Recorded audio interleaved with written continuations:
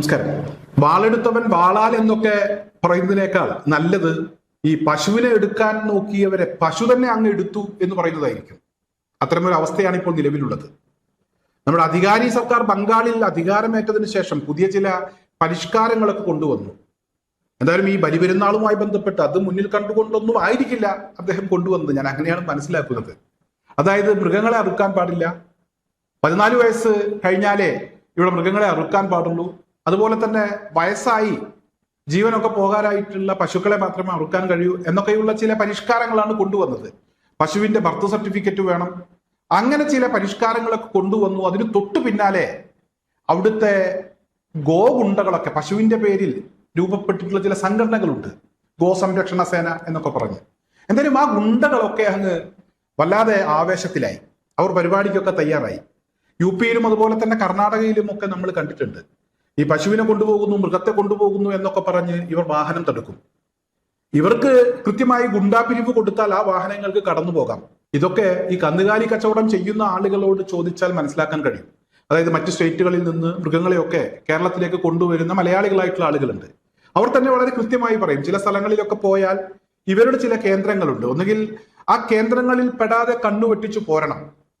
എന്തായാലും ഇവിടെ BJP അധികാരത്തിലെത്തിയപ്പോൾ അത്തരത്തിലുള്ള ചില ഗുണ്ടകൾക്ക് ഗുണമുണ്ടായി. അവരെ തൃപ്തിപ്പെടുത്തുന്നതിന് വേണ്ടിയാണ് ഈ നിയമങ്ങളൊക്കെ കൊണ്ടുവന്നത്. നമ്മുടെ നാട്ടിൽ ഈ മണ്ണും മണലും ഒക്കെ ലോറിയിൽ കടത്തുന്ന സമയത്ത് ചില ആളുകൾക്കൊക്കെ എന്തെങ്കിലുമൊക്കെ കൊടുക്കേണ്ടി വരും, അല്ലെങ്കിൽ അവർ പോലീസിന് ഒറ്റിക്കൊടുക്കും, പോലീസ് പിടികൂടും, പിന്നീട് വലിയ തുക ഫൈൻ അടക്കേണ്ടി വരും. എന്തായാലും ഈ ഗുണ്ടകളെ തൃപ്തിപ്പെടുത്തുക എന്നതാണ് BJPയുടെ ലക്ഷ്യമുണ്ടായിരുന്നത്. അതേ രീതിയിൽ തന്നെ ഗുണ്ടകൾക്ക് അതുകൊണ്ട് പല ഗുണങ്ങളും ഉണ്ടായി. ബംഗാളിലെ ഗുണ്ടകളൊക്കെ ഒന്ന് ഉണർന്നു പശുവിനു വേണ്ടി.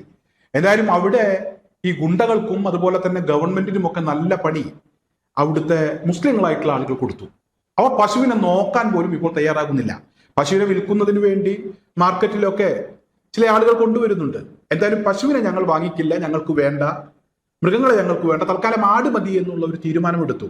അതിന് പിന്നാലെ യുപിയിലും കർണാടകയിലും ഒക്കെ അത്തരത്തിലുള്ള തീരുമാനമുണ്ടായി. മാത്രമല്ല അവിടെ നിന്ന് കേരളത്തിലേക്കുള്ള കന്നുകാലി കടത്തും ഏറെക്കുറെ അവസാനിച്ചു. കേരളത്തിലും മാറ്റങ്ങൾ തന്നെയാണ് സംഭവിച്ചുകൊണ്ടിരിക്കുന്നത്. എല്ലാ കൊല്ലത്തെയും പോലെ ഇത്തവണ ബലിയേർക്കാൻ മൃഗങ്ങളെ കിട്ടാൻ കുറച്ചു പാടുണ്ട് എന്നുള്ള ചില വിവരങ്ങളൊക്കെ പുറത്തു വരുന്നുണ്ട്.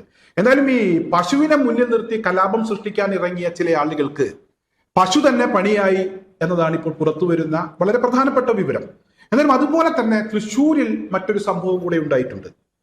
നമുക്കറിയാം, ഈ ആനയുടെ പേരിൽ അല്ലെങ്കിൽ കരിമരുന്നിന്റെ പേരിൽ അതൊക്കെ ആചാരമാണ്, ആ ആചാരം സംരക്ഷിക്കണം, നിലനിർത്തണം എന്നൊക്കെ പറഞ്ഞ ഒരുപാട് സംഘപരിവാറുകാര് നമ്മുടെ നാട്ടിലുണ്ട്. പ്രത്യേകിച്ച് പ്രതീഷ് വിശ്വനാഥനൊക്കെ ഈ മുണ്ടത്തിക്കോട് ഏറ്റവും വലിയൊരു അപകടം നടന്നപ്പോൾ എല്ലാവരും ഒരേ സ്വരത്തിൽ പറഞ്ഞു, ഇനി വെടിക്കെട്ട് വേണ്ട, അത് വലിയ അപകടമാണ്, ആ വെടിക്കെട്ട് നടത്തുന്ന കാശുകൊണ്ട് പാവങ്ങൾക്ക് വീട് വെച്ചു കൊടുക്കാം, അല്ലെങ്കിൽ അവരെ പഠിപ്പിക്കാം, അവരെ വിവാഹം കഴിച്ചേക്കാം, അത്തരത്തിൽ എന്തെങ്കിലുമൊക്കെ കാര്യങ്ങൾ ചെയ്യാമെന്ന് അഭിപ്രായപ്പെട്ടപ്പോൾ കരിമരുന്ന് വേണം, മരുന്ന് പൊട്ടിക്കണം എന്ന ആവശ്യവുമായി ഇവിടെ പ്രതീഷ് വിശ്വനാഥനെ പോലുള്ള ആളുകൾ രംഗത്തെത്തി. നേരത്തെ തെച്ചിക്കോട്ടുകാവ് രാമചന്ദ്രനെ തൃശ്ശൂർ പൂരത്തിന് എഴുന്നള്ളിക്കാൻ കഴിയില്ല, തെച്ചിക്കോട്ടുകാവ് രാമചന്ദ്രന് കണ്ണിന് കാഴ്ചയില്ല, ഫിറ്റല്ല എന്ന ഒരു കാരണം മുൻനിർത്തി അന്നത്തെ ജില്ലാ കലക്ടർ അനുപമ IAS അവരൊരു തീരുമാനമെടുത്തു, ഈ തെച്ചിക്കോട്ടുകാവ് രാമചന്ദ്രനെ പൂരത്തിന് എഴുന്നള്ളിക്കാൻ കൊണ്ടുവരരുത് എന്ന്.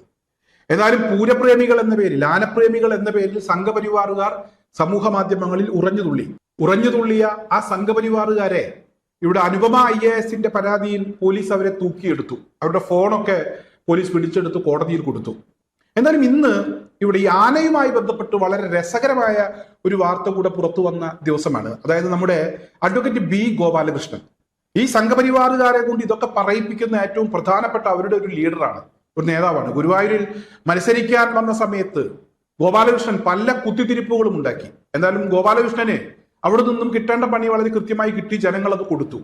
ഇന്ന് ഒരു ആന കൊല്ലത്ത് നിന്നും തൃശ്ശൂരിലേക്ക് കൊണ്ടുവന്ന ഒരു ആന തൃശ്ശൂർ വിയ്യൂരിൽ വെച്ച് ഈ ആന ഇടഞ്ഞു. ഈ ആന ഇടഞ്ഞത് നമ്മുടെ അഡ്വക്കേറ്റ് B ഗോപാലകൃഷ്ണന്റെ വീടിന് സമീപത്ത് വെച്ചാണ്. എന്തായാലും ഗോപാലകൃഷ്ണന്റെ വീടിന്റെ വാതിലും അതുപോലെ തന്നെ മതിലും പടിക്കലുണ്ടായിരുന്ന, അങ്ങോട്ട് പണിക്ക് വന്നിരുന്ന ചില ആളുകളുടെ ബൈക്കുമൊക്കെ ഈ ആന കുത്തി നശിപ്പിച്ചു. മണിക്കൂറുകളോളം ഈ ആന അവിടെ വലിയ പരിഭ്രാന്തി സൃഷ്ടിച്ചു. അത്തരത്തിൽ ആകെ ഇളകി മറിഞ്ഞു, ഒന്ന് കൃത്യമായി അർമാദിച്ചു ഈ ആന. ഗോപാലകൃഷ്ണന്റെ വീട് ഞാൻ നിൽക്കുന്ന പരിസരത്താണ് എന്ന് ആന മനസ്സിലാക്കി കാണുമെന്നാണ് എനിക്ക് തോന്നിയത്. കാരണം ഗോപാലകൃഷ്ണനോട് എന്തോ ഒരു പകയുള്ളതുപോലെയാണ് ഈ ആന പെരുമാറിയത്. ആനയുടെ പേര് പറഞ്ഞും കുത്തിത്തിരിപ്പുണ്ടാക്കാൻ ശ്രമിക്കുന്ന ആളുകളുടെ നേതാവ് എന്നുള്ള നിലക്ക് ഒരു പണി കൊടുക്കാൻ ആന തീരുമാനിച്ചു.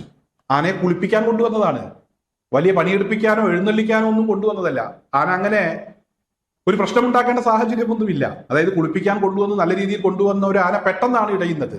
എന്നാൽ ഗോപാലകൃഷ്ണൻ അവസാനം ഇവിടെ ജില്ലാ ഭരണകൂടത്തിന്റെ സഹായം അഭ്യർത്ഥിച്ചു എന്നുള്ളതാണ്. നോക്കണേ കാര്യങ്ങളുടെ ഒരു പോക്ക്. തെച്ചിക്കോട്ടുകാവ് രാമചന്ദ്രന് പൂരത്തിന് എഴുന്നള്ളിക്കാൻ കഴിയില്ല എന്ന് അന്നത്തെ ജില്ലാ ഭരണകൂടം പറഞ്ഞപ്പോൾ ആ ജില്ലാ ഭരണകൂടത്തിനെതിരെ തിരിഞ്ഞ സംഘപരിവാറുകാരുടെ നേതാവാണ് അഡ്വക്കേറ്റ് ബി ഗോപാലകൃഷ്ണൻ. ആ ബി ഗോപാലകൃഷ്ണന് ഇന്ന് സ്വന്തം വീട്ടുപടിക്കൽ കുളിക്കാൻ വന്ന ഒരു ആന ഇടഞ്ഞപ്പോൾ ജില്ലാ ഭരണകൂടത്തിന്റെ സഹായം തേടേണ്ടി വന്നു. വല്ലാത്ത ഒരു ഗതി തന്നെയാണ്. ഒരു ഭാഗത്ത് പശു പണി കൊടുക്കുന്നു, മറുഭാഗത്ത് ആന പണി കൊടുക്കുന്നു. ഇനി ആരൊക്കെ ഇവർക്ക് പണി കൊടുക്കും എന്ന് നമുക്ക് കാത്തിരുന്നു കാണാം.